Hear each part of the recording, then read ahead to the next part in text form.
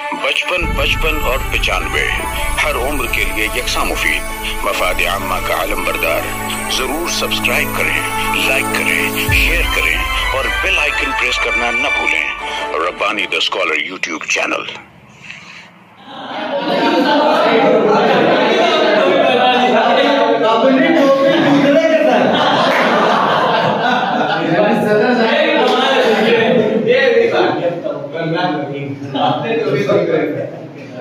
आइए आज की इस नशिस्त के आखिरी कलमकार हमारे भाई सिद्दीकी साहब बतौर कलमकार वो यहाँ पर अपनी तकलीफ पेश करेंगे और उसके बाद फिर देखेंगे किस वक्त खुतबा सदारत होगा।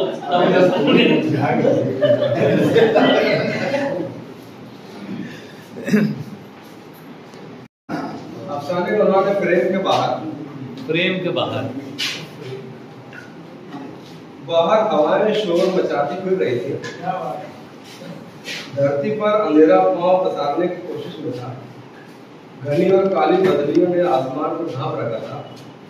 सारी फजा गर्द और गुबार से अटी पड़ी थी। हवाएं शोर मचाती हुई हॉल की बाहरी दीवारों और खिड़कियों के शीशों से सर टकरा रही थी।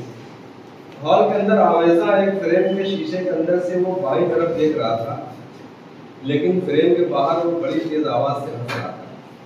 उसकी हंसी में एक अजीब किस्म का जहर सा मिला हुआ था। वो जहर कंधी के साथ हंसता जा रहा था। ऐसा लगता था जैसे वो अपनी हंसी के जरिए किसी का बुरी तरह मजाक उड़ा रहा हो, उसे अपनी हंसी से बुरी तरह जलील कर रहा हो और अपने मुकाबिल शख्स को बिल्कुल ही हकीर समझकर हंसता चला जा रहा हो। उसकी जहर आलू हंसी मुकम्मल इंतकाम बनकर हॉल में गूंज रही थी। वो हॉल बड़ा वसी था। हॉल के अंदर सागवान की लकड़ियों से बनी ढेर सारी नशिस्तें कौस के अंदाज में सजी हुई थी। नशिस्तों के सामने एक मेज सी बनाई गई थी। हर मेज पर माइक रखा हुआ था। नशिस्तों का कौस जिस सिमत मुड़ता उस उधर एक स्टेज सा बना हुआ था। स्टेज पर बड़ी खूबसूरत और ऊंची नशिस्त बनाई गई थी। उसके सामने रखी मेज पर भी एक माइक मौजूद। स्टेज पर कोई नहीं था और न ही कौस के से अंदाज में सजाई गई नशिस्तों की कतारों में कोई नजर आ रहा था। ऐसा लगता था जैसे वो नशिस्तों स्टेज और टाइल्स पर सिर्फ और सिर्फ उस जहरखंद हंसी का ही कब्जा हो और तमाम जगहों से वही हंसी सदाए बाज़गश्त बनकर हॉल की दीवारों से खिल रही। बाहर का शोर और अंधेरा उसी बाज़गश्त के साथ मिलकर अंदर दंदनाते फिरने की खातिर दीवारों और खिड़कियों के शीशों से सर टकराता फिर रहा था।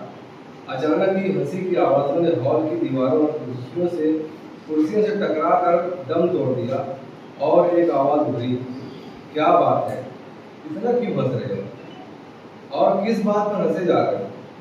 नहीं, लेकिन बावकार आवाज़ ने सवाल किया। जवाब में हंसने वाली आवाज़ ने बोलना शुरू किया, मैं हंस रहा हूँ तो सिर्फ इसलिए कि तुमने मेरी बहुत मुखालफत की। मुझे 1000 रोकना चाहा, मेरे रास्ते में लाख रुकावटें डाली, मगर देखो मैं रुका नहीं। और नहीं, मैंने तुमको रोकने की कभी कोशिश ही नहीं की, वरना तुम माजी के किसी कोने खतरे में ही रेंग रहे हो। मैं तो बस अपनी राह चलता गया, अपने विचारों और इरादों पर मजबूती के साथ कायम रहा, वरना अगर मैं तुम्हारे खिलाफ चला जाता तो आज तुम मेरे सामने खड़े नहीं हो। पुरवकार आवाज के फौरन बाद हंसने वाली आवाज हॉल में सुनाई दी, ये सब सिर्फ बातें ही है। यकीन जानो कि अगर मैं तुम्हारे साथ चला नहीं तो क्या हुआ? मैंने अपनी राहें अलग बना ली। मैंने सफर कब बंद किया था?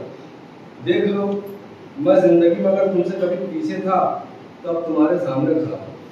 तुम्हारे आदर्शों, तुम्हारे उसूलों, तुम्हारे नजरियात की मिट्टी पलीत करते करते मैं यहाँ तक आ पहुंचा। और तुम तो मुझसे अच्छी तरह वाकिफ हो चुके हो कि मेरे नजरियात, मेरे ख्यालात और मेरे मकासद ने तुम्हें कदम कदम पर सदमा पहुंचाया। तुम्हें गोली मारने का अगर मैं कुछ शामिल नहीं था तो मेरे उस कदम के पीछे मेरा दिमाग और मेरे नजरियात जरूर काम कर रहे और अब भी कर रहे हैं। हॉल के बाहर की तारीखियों में इजाफा हो चुका था। हवाओं ने आंधियों का रूप धारण कर लिया था। दरख्त अपनी जगहों से उखड़ रहे थे। फिजा मजीद गुबार आलूद हो चुकी थी। तारीखियों ने अपने पांव मजीद पसार लिए थे और जहरखंद लहजे वाली आवाज़ हॉल में गूंज रही थी। मैं तुम्हें आज भी रोज मरता हुआ देखता हूँ, क्योंकि इस स्टेज और कॉस की तरकीब में सभी नशिस्तों पर बैठने वाले जब यहाँ मिलते हैं तो तुम्हारे नजरियात, तुम्हारे विचार, तुम्हारे मकासद की अर्जियाँ सजाते हैं, तुम्हारे आदर्शों की खबरें बनाते हैं और धरती पर तांडव शुरू हो जाता है। तुम ये सब अपनी आंखों से देखते हो, बेबस बेकस कुछ भी तो नहीं कर सकते तुम, क्योंकि तुम लाचार और मजबूर हो चुके हो, बिल्कुल वैसे ही जैसे कभी तुमने मुझे लाचार और बेबस बनाकर रख दिया। जहरीली हंसी हॉल में बन रही थी कि पुरवकार आवाज फिर सुनाई दी। काश मैं ऐसा कर जाता। मैंने कभी भी तुमको बेबस और मजबूर करने की कोशिश नहीं की। मैं तो खुद ताकत और गुस्से को इस्तेमाल करने का मुखालिफ रहा हूँ, लेकिन आज सोचता हूँ कि तुम्हारे खिलाफ मुझे दोनों का इस्तेमाल कर लेना चाहिए। अगर मैं वाकई ऐसा कर गुजरता तो इस धरती का नक्शा भी कुछ और होता, मगर जवाब में वही जहरानुल हंसी पूरे हॉल में गूंज कर कुर्सियों, पोडियम और स्टेज पर तांडव करने लगी। दूसरे फ्रेम में हरकत पैदा हुई, उसमें सजी तस्वीर के लम्हों में जुम्बिश पैदा हुई और एक तेज इत्मीनान भरी आवाज हॉल में फैलती चली गई। मैं मजबूर नहीं, बेशक तुम्हारे नजरियात ने मेरी जान ले ली थी। मैं मर गया था, लेकिन मेरे विचार आज भी जिंदा है। तुमको तो लगा था कि मेरा खून बहाकर मेरे विचार कम करते कर दो, देख लो आज भी मेरे विचार होगा। मेरे विचार धारक आज भी धरती पर सांस ले रहे हैं, जिस पर मेरे सीने से उबलने वाला खून बहा था। मजबूर तो तुम हो, क्योंकि तुम कल भी हारे थे और आज भी हार ही जाते। मालूम है कैसे? ऐसे कि तुम्हारे नजरियात की हिमायत में उठने वाली हजारों आवाजों पर मेरे आदर्शों की एक कमजोर सी आवाज भी भारी पड़ जाती। बिल्कुल उसी तरह जैसे मेरी आवाज ने तुम्हारी हंसी की लाशें बिछा दी। देख लो, इन नशिस्तों, पोडियम और स्टेज का दरार तुम्हारे कह गए मुद्दा पर है। उसने हॉल में नजरें दबाई, उसके अपने कह गए चारों तरफ मुर्दा पड़े हुए थे। उसने कमजोर सी आवाज वाले उस नहीं को नदार शख्स को देखा। वो धोती पहने, लाठी लिए अपने फ्रेम में मुस्कुराता खड़ा था और उसकी अनक से बाहर झांकती आंखों से देख रही। उसे महसूस हुआ कि उस बूढ़े की नजरों की चुभन उसके बर्दाश्त से बाहर है। वो लपक कर फ्रेम में वापस घुस गया और उस बूढ़े से नजरें चुराने लगा। उसके फ्रेम में घुसते ही एक छनाके की आवाज हॉल में गूंजी और फ्रेम के शीशे की कुर्सियां हॉल के मखमली फर्श पर बिखरती चली गई। हॉल के बाहर आंधियां सर पटकने लगी।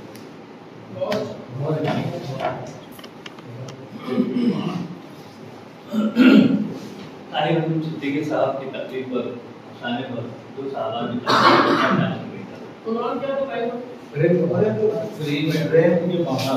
बापू काका से लेके फ्रेम से बाहर तक का गांधी को मरकज बना के लिखे गए एक कामयाब अफसाना नगार के ये बेहतरीन अलामती अफसाने। इन्होंने जो गोडसे और गांधी के नजरियात का जिस तरीके से तस्करा किया अलामती पहनाई में, जबान बहुत प्यारी, जिस तरीके से अलामतों का इस्तेमाल किया है और जो मंजर निगारी शुरुआत की जो रही है उनको जो कशमकश बताई गई है, तो ये तो रोज अव्वल से यही है कि इब्लीस जो अपनी इब्लीसियत के ताल्लुक से तादाम आखिर दावा करते आ गए, लेकिन रियल दुनिया में भी बहरकैफ अल्लाह रब्बुल आलमीन की यानी रहमान की फतेह रहेगी। और इसी तरीके से दुनिया में हर तरीके से हर लिटरेचर में हर जगह पर बहरकैफ मुस्बित मानों में तामीरी सोच की हमेशा हर मामला पे फतेह रहेगी। किसी प्यारे नजरियों को आपने गांधी के नजरिए से और गोडसे के नजरिए से जो आपने जो ताबीर किया है और इसका इख्तिताम इतना खूबसूरत किया है और इस अलामती अफसाने के लिए जिसमें सतर तजस्सुस मौजूद रहा है कि लोग समझ जाते हैं फ्रेम कि मेरा जिस तरीके से गोली मारी गई, सीना खून से उबल पड़ा, लोग फौरन पहुंच जाते हैं, लेकिन उसके बावजूद भी जबान की खूबसूरती की वजह से ये अफसाना आखिर तक कारीन को बांधे रखता है। एक कामयाब अलामती अफसाने की पेशकश पर दिल मुबारक।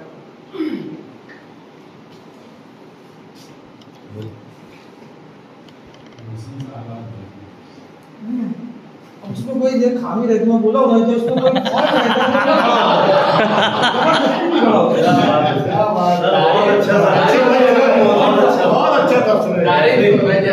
साहब ने अगर ये कहा है कि अगर कोई खामी रहती तो मैं बोलता, लेकिन मैं कहूँ मुझे मुझको जो खूबियाँ नजर है मैं अगर बयान करूं, क्या बात, वाह कि मंजर नगारी इस अफसाने की बुनियादी खूबियात में से एक है।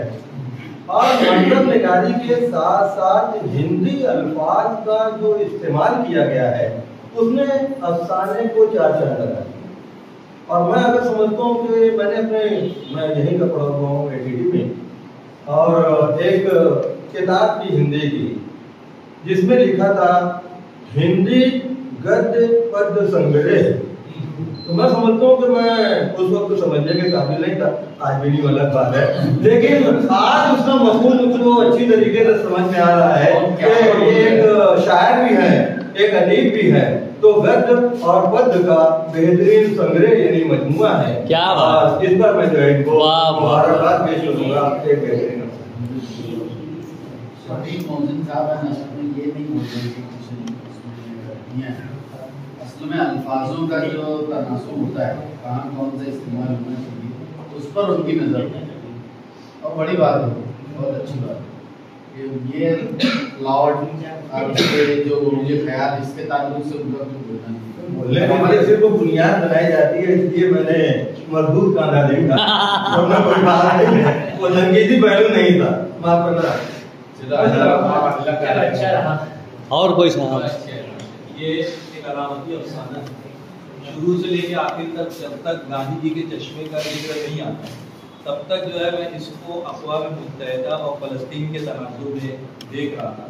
लेकिन जब गांधी जी का जिक्र आया, जैसा कि सर ने कहा, तो फ़ौरन मेरा जहन भी जो है वो बाबू काका की तरफ गया, जो आपका एक कामयाब अफसाना है। इसमें क्योंकि आप एक कोना मशहूर अफसाना निगार हैं और अफसाने पर आपकी गहरी नज़र है और गहरी पकड़ भी है, तो बेहतरीन तरीके से आपने लफ्ज़ों को बरता है, मैं अल्फाजों नहीं कहूँगा, लफ्ज़ों को आपने बरता है और कारी को शुरू से लेकर आखिर तक का बांध के रखा है। मुझे शेख अहमद यासीन याद आए, यासिर अरफात याद आए, मेरे खून से मेरी धरती सुर्ख हुई है। लेकिन जैसे ही गांधी जी के चश्मे का जिक्र, जो टेबल आपने कहा, कुर्सियाँ कही, कौस की शक्ल में रखी हुई, तो अक़वाम मुत्तहिदा का जो कहना कि जनरल असम्बली हॉल है वो मेरी नज़रों में घूम रहा था कि शायद आप अभी जो हालात चल रहे हैं, आज का जो वाक़या हुआ, तो शायद वो उससे आपने रिलेट किया, जो पिछले साल अक्टूबर से जो हालात चल रहे हैं उससे शायद आपने ये यहाँ तक अलामती अफसाना है, तो उसमें जो है कारी इस तरफ जाना चाहेगा तो आज़ादी होगी है। और अगर आप इस चीज़ को ड्रॉप कर दें तो ये आलमी तनाजुर में भी आपका ये अफसाना लिया जा सकता है। और जुमले बहुत अच्छे हैं, जुमलों की तराकीब है और अलामतें जो हैं वो मुबहम नहीं। सबसे अहम चीज़ जो अलामती अफसाने की खूबी है, वरना अफसाना निगार ऐसी अलामतें गढ़ देता है कि उसके अलावा उसके बाजू वाले को नहीं समझता ये क्या लिखा है क्या है। तो इसलिए ही आपको बहुत बहुत हाँ बोलिए। मैं तो ज़्यादा कुछ बोलना नहीं चाहता था, लेकिन शफीक मोहसिन साहब की तरफ मेरा इशारा ज़्यादा है। इससे पहले भी बहुत सी नशिस्तों में मामला ऐसा है कि कोई मेरे ख्याल से शायद क्या नाम था, उन्होंने कोई अफसाना पेश किया था जिसमें कोई सांप दरख्त से उड़ता हुआ आता है, तो उन्होंने फौरन एतराज किया था। उसके बाद भी कोई मामला है तो कोई बकरी पेड़ पर चढ़, अगर बोले बकरी पेड़ पर कैसे चढ़ जाएगी, तो मतलब ऐसा लगता है कि भाई इतनी जैसे तनकीद करने की जैसे आदत है, जो भी है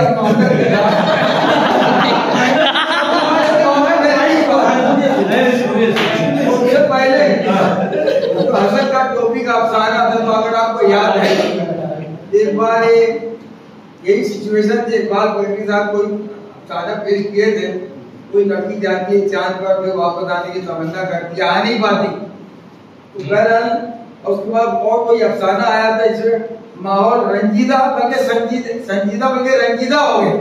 तो उसके बाद कोई साहब ने टोपी का अफसाना पेश किया था, तो उन्होंने महफिल को कर दिया था। वैसे आपकी वही काम हजरत ने किया है, अगर आपको याद हो तो भाई उम्मीद करते हैं बहुत बहुत मुबारकबाद तमाम लोगों ने जो तफसीर पेश की है वो हजरत मुअज्जम के साथ दूसरा होता तो सुनूंगा भी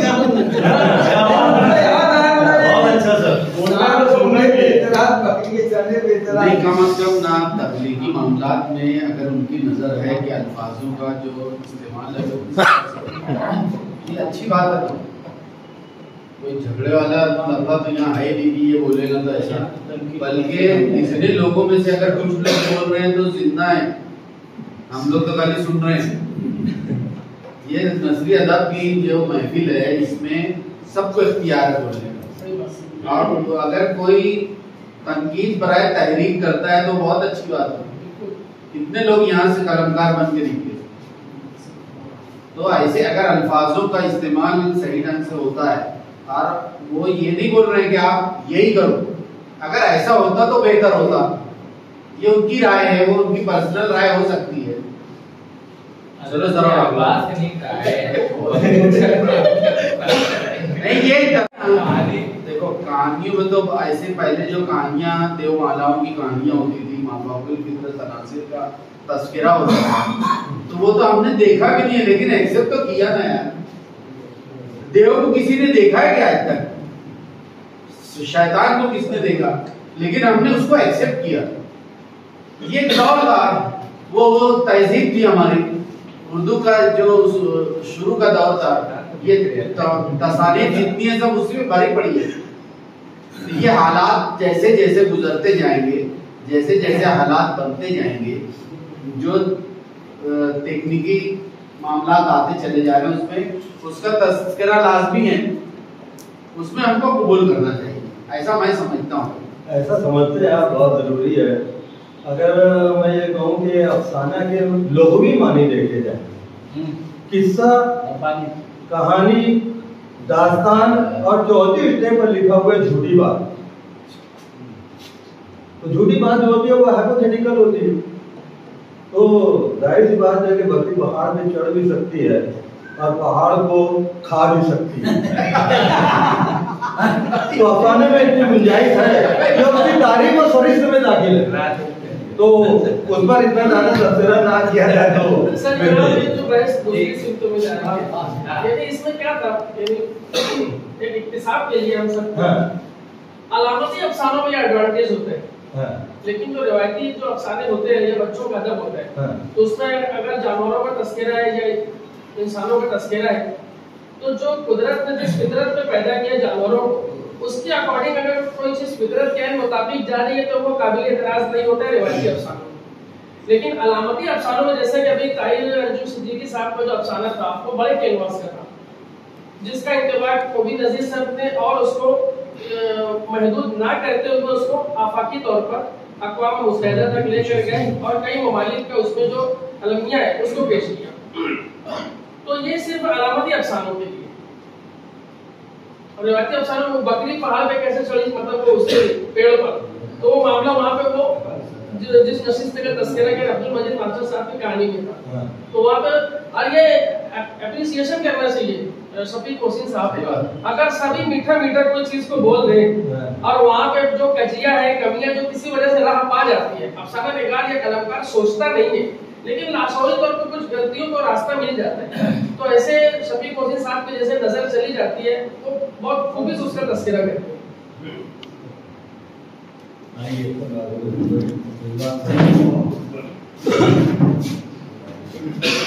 आमतौर से या वाकई जो अलामत निगारी का जो सिलसिला चला है वो फ्रांस से अंग्रेजी में आया, अंग्रेजी से हमारे उर्दू में आया, वहाँ से यहाँ तक आते आते हमारा अलमिया ये है कि हम अलामत को हर कारी अपने तौर पर समझता है और उसका मतलब अपने तौर पर लेता है।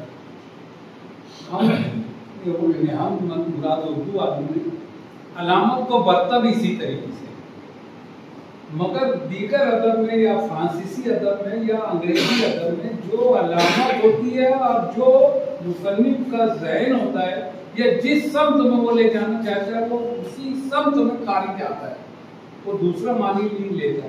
यहाँ ये अफसाना अपने इस मकसद के तहत वो एकदम कामयाब है कि वो ताहिर जहाँ जाना चाहता है कारी बिल्कुल वहाँ पहुँचता है। ये अलामत निगारी की सबसे बड़ी मिसाल है, कामयाब मिसाल है। उसके ऊपर जो भी कहा जाए वो तो किसी भी तनाजुर से गांधी का ताल्लुक सिर्फ हिंदुस्तान से नहीं था, वो यहाँ आने से पहले बैनुल अक़वामी था।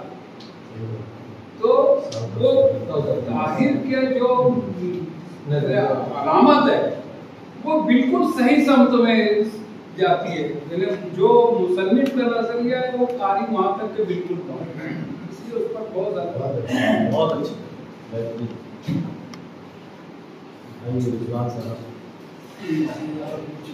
आइए, यहाँ पर 3 तहकीकात पेश की गई और हमारे अदारे नसरी अदब में हमने इसका पिछली नशिस्त में हमने मरहूम अब्दुल मजीद मादर साहब की ताज़ीदी नशिस्त को बदल दिया था इस नशिस्त में, और उससे पहले वाली नशिस्त में हमने एक नई चीज यहाँ पर शुरू की थी कि मालेगांव शहर के एक शायर की नज्म को लिया जाए, नज्म की खानदगी यहाँ की जाए और उसके बाद उस नज्म पर जो है एक तबसरा किया जाए। तो ये पहला सिलसिला हमने नशिस्त में किया था, तो मुख्तार मुफ्ती साहब की नज्म थी डॉक्टर, उस पर तबसरा हुआ था, यहाँ पर पेश की गई थी। और आज हुस्न इत्तेफाक कहिए कि हमारे सदर मोहतरम ताहिर अमीन सिद्दीकी साहब की ही एक नज्म है जिसकी मैं खानदगी कर रहा हूँ और उस पर फिर तबसरा जो है वही साहब पेश करेंगे। उसके बाद साहिबान इजाजत